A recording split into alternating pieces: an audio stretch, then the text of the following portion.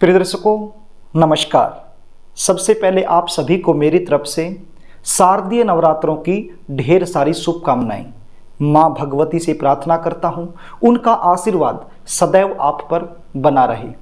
आज मैं आपको बताने वाला हूँ साल 2023 में शारदीय नवरात्रे कब शुरू होंगे और कब इनका समापन होगा। कलश स्थापना का शुभ मुहूर्त क्या रहेगा। माता रानी के 9 रूप बताए गए हैं। 9 ही नवरात्रे होते हैं। प्रत्येक नवरात्रे के दिन माता रानी के अलग अलग स्वरूप की पूजा की जाती है। कौन से नवरात्रे के दिन माता रानी के कौन से स्वरूप की पूजा करनी है, इसके बारे में भी आपको बताने वाला हूँ। महाअष्टमी कब है, महानवमी कब है, व्रत का पारण कब करना है, नवरात्रों में क्या करना चाहिए क्या नहीं करना चाहिए, कन्या पूजन कब और कैसे करना है, इन सब के बारे में आपको शास्त्र सम्मत सटीक जानकारी प्रदान करने वाला हूँ। अश्विन मास के शुक्ल पक्ष की प्रतिपदा तिथि से लेकर नवमी तक ये जो 9 दिन बनते हैं, इन्हीं को नवरात्रों के रूप में मनाया जाता है। ये 9 दिन माता रानी को समर्पित होते हैं और बड़े ही पवित्र दिन माने जाते हैं। यदि आप किसी भी नए कार्य की शुरुआत करना चाहते हैं तो इन 9 दिनों में बेझिझक आप कर सकते हैं। हमारे शास्त्रों की मान्यता के अनुसार इन 9 दिनों में माता रानी पृथ्वी पर ही निवास करती है।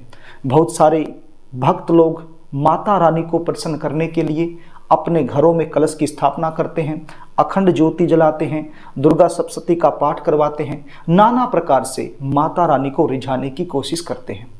साल 2023 में शारदीय नवरात्रे 15 अक्टूबर रविवार के दिन शुरू हो रहे हैं और 23 अक्टूबर सोमवार को समाप्त हो जाएंगे। कलश स्थापना का जो शुभ मुहूर्त रहेगा उसको आप नोट कर लीजिए।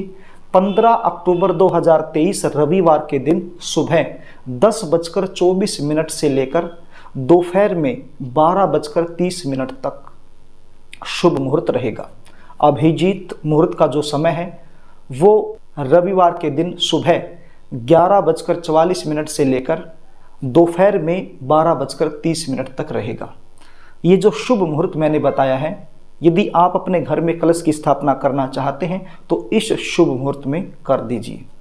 प्रिय दर्शकों, यदि आप अपने घर में माता रानी की पूजा करना चाहते हो, कलश की स्थापना करना चाहते हो, अखंड ज्योति जलाना चाहते हो, तो आपने 15 अक्टूबर 2023 रविवार के दिन जो मुहूर्त मैंने आपको बताए हैं, उस मुहूर्त के समय को ध्यान में रखते हुए जल्दी उठना है। स्नान आदि से निवृत्त होकर के साफ सुथरे धुले हुए वस्त्र आपने पहन लेने हैं। प्रिय दर्शकों, आपने एक चौकी लेनी है। उस चौकी के ऊपर आपने लाल रंग का वस्त्र बिछा लेना है और उस वस्त्र के ऊपर आपने माता रानी की जो प्रतिमा आपके पास है उसको आपने स्थापित कर देना है। अब ये प्रतिमा आपने इस प्रकार से स्थापित करनी है, जब आप पूजा करने बैठो तो आपका जो मुख है वो पूर्व दिशा की तरफ होना चाहिए या फिर उत्तर दिशा की तरफ होना चाहिए या फिर उत्तर पूर्व के बीच में जो कॉर्नर है जिसको ईशान कोण बोलते हैं, उस साइड भी यदि आपका मुख हो जाता है तो अति श्रेष्ठ माना जाता है। प्रिय दर्शकों, आपके पास जो भी पूजा की सामग्री अवेलेबल है वो सारी सामग्री लेकर के आपने माता रानी की जो प्रतिमा आपने स्थापित कर ली उसके सामने बैठ जाना है। सबसे पहले गंगा जल का छींटा अपने शरीर पर देना है। उसके बाद माता रानी की जो प्रतिमा है उसके ऊपर आपने गंगा जल का छींटा देना है। उसके बाद जो भी आपके पास सामग्री है पूजा की, पूरी सामग्री पर आपने गंगा जल का छींटा दे देना है। प्रिय दर्शकों, उसके बाद आपने अखंड ज्योति को जला देना है और उसके बाद आपने गणपति जी महाराज का ध्यान करना है। सबसे पहले गणपति जी महाराज की पूजा की जाती है ताकि जो भी हम पूजा कर रहे हैं उसमें किसी भी प्रकार का विघ्न प्रवेश ना हो और जो हमारी मनोकामना है वो जल्द से जल्द पूर्ण हो जाए। इसलिए सबसे पहले गणपति जी महाराज का ध्यान आपने करना है, उनकी पूजा करनी है। जो भी सामग्री आपके पास अवेलेबल है वो सारी सामग्री गणपति जी महाराज का ध्यान करते हुए आपने अर्पण करनी है और उसके बाद आपने कलश की स्थापना करनी है। अब कलश की स्थापना करते समय आपने कुछ ध्यान रखना है। माता रानी की जो प्रतिमा आपने स्थापित कर रखी है उस माता रानी का जो दाहिना हाथ है उस साइड में आपने कलश की स्थापना करनी है। यानी कि आप बैठे हुए पूजा कर रहे हो, सीधी सी बात है कि आपका जो मुख है वो माता रानी की प्रतिमा की तरफ है, तो आपका जो बायां हाथ है और माता रानी का जो दाहिना हाथ है उस साइड में आपने कलश की स्थापना कर देनी है। प्रिय दर्शकों, और जो भी अन्य देवी देवता हैं जिनकी आप पूजा करना चाहते हैं वो भी आप कर सकते हैं। अंत में आपने माता रानी की पूजा करनी है, क्योंकि प्रधान जो भी देवी देवता होता है उसकी पूजा अंत में की जाती है। तो आप पूरे विधि विधान से ये पूजा कर सकते हैं। पूजा की सामग्री जो भी आपके पास है वो आप अर्पण कर सकते हैं। प्रिय दर्शकों, अब जान लेते हैं कौन से दिन कौन से स्वरूप की पूजा आपने करनी चाहिए। 15 अक्टूबर रविवार के दिन प्रतिपदा तिथि रहेगी, तो इस दिन आपने माँ शैलपुत्री के स्वरूप को ध्यान में रखते हुए माता रानी की पूजा करनी है। 16 अक्टूबर सोमवार के दिन द्वितीया तिथि रहेगी। इस दिन आपने माँ ब्रह्मचारिणी के स्वरूप को ध्यान में रखते हुए माता रानी की पूजा करनी है। 17 अक्टूबर मंगलवार के दिन तृतीया तिथि रहेगी। इस दिन आपने माँ चंद्रघंटा के स्वरूप को ध्यान में रखते हुए माता रानी की पूजा करनी है। 18 अक्टूबर बुधवार के दिन चतुर्थी तिथि रहेगी। इस दिन आपने माँ कुष्मांडा के स्वरूप को ध्यान में रखते हुए माता रानी की पूजा करनी है। 19 अक्टूबर रविवार के दिन, माफ कीजिएगा बृहस्पतिवार के दिन पंचमी तिथि है, तो इस दिन आपने स्कंद माता के स्वरूप को ध्यान में रखते हुए माता रानी की पूजा करनी है। 20 अक्टूबर शुक्रवार के दिन षष्ठी तिथि है। इस दिन आपने माँ कात्यायनी के स्वरूप को ध्यान में रखते हुए माता रानी की पूजा करनी है। 21 अक्टूबर शनिवार के दिन सप्तमी तिथि रहेगी। इस दिन आपने माँ कालरात्रि के स्वरूप को ध्यान में रखते हुए माता रानी की पूजा करनी है। 22 अक्टूबर रविवार के दिन अष्टमी तिथि रहेगी। इस दिन आपने महागौरी के स्वरूप को ध्यान में करते हुए माता रानी की पूजा करनी है।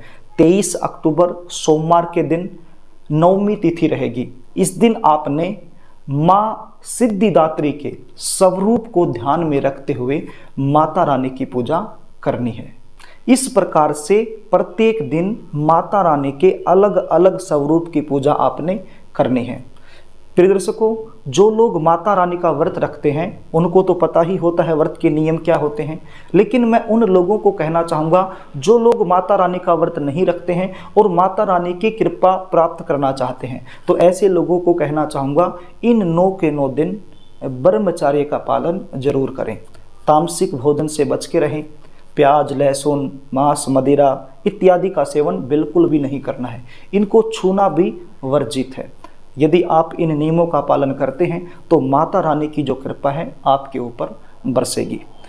प्रिय दर्शकों, बात कर लेते हैं व्रत के पारण की। अब कुछ परिवारों में ये परंपरा होती है कि अष्टमी के दिन ही उन्हें पारण करना होता है। कुछ परिवारों में परंपरा होती है कि नवमी के दिन पारण करते हैं, और कुछ ऐसे परिवार भी होते हैं जो 10वीं के दिन व्रत का पारण करते हैं। यदि आप शास्त्र की बात माने तो आपको नवमी के दिन व्रत का पारण कर लेना चाहिए। प्रिय दर्शकों, जिस दिन आप व्रत का पारण कर रहे हैं उस दिन ब्राह्मण को अपने घर में बुलाइए। माता रानी के निमित्त अपने घर में एक हवन करवाइए और भोजन तैयार करके सबसे पहले हवन में आप भोग लगा दीजिए। उसके बाद कन्याओं को अपने घर में बुलाइए, उनके पाँव धो दीजिए, उनको तिलक कीजिए, रक्षा सूत्र उनको कीजिए और उनको भोजन करवाइए। भोजन करवाने के बाद यथा संख्या दक्षिणा आप उनको दीजिए और अपने घर से विदा कीजिए। ब्राह्मण को भी आप भोजन करवाइए और उनको दक्षिणा दे करके अपने घर से विदा कीजिए। इस प्रकार से यदि आप इन नियमों का पालन करते हैं, जो तरीका मैंने बताया है, नवरात्रों में इसी प्रकार से माता रानी की पूजा करते हैं, तो माता रानी की जो विशेष कृपा है वो आप पर बरसेगी। प्रिय दर्शकों, यदि आपको जानकारी अच्छी लगे तो इस वीडियो को लाइक जरूर कर देना। यदि पुण्य के भागीदार आप बनना चाहते हो तो इस वीडियो को शेयर भी कर देना। और यदि आपको मेरे द्वारा दिए गए कार्यक्रम अच्छे लगते हैं तो इस चैनल को सब्सक्राइब जरूर कर लेना, ताकि आप मुझसे जुड़े रहें। आज के लिए बस इतना ही, आगे फिर मिलेंगे, तब तक के लिए नमस्कार।